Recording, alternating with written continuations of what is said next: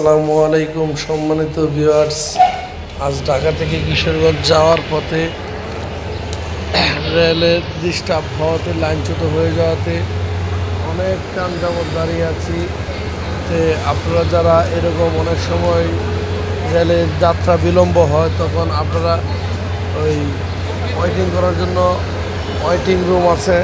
Waiting room কিন্তু অনেকে গরম সহ্য করতে পারেন না, তাদের জন্য ভিআইপি ওয়েটিং রুম আছে। এটা হলো ভিআইপিদের জন্য, এখানে ওয়েটিং করতে পারবেন।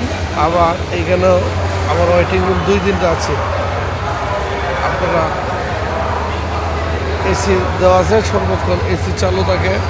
আপনি কমলাপুর ঢোকার বাম সাইডে 2-3টা রুম আছে, আপনারা ওইখানে ওয়েটিং করতে পারবেন, আরামসে ওয়েটিং করতে পারবেন। এসি সম্পূর্ণ এসি করা এবং বসার খুব ভালো ব্যবস্থা আছে।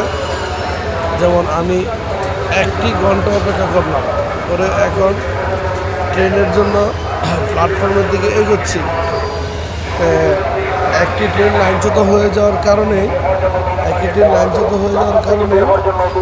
আধা ঘন্টা 1 ঘন্টার মতন ট্রেনের বিলম্ব হয়েছে।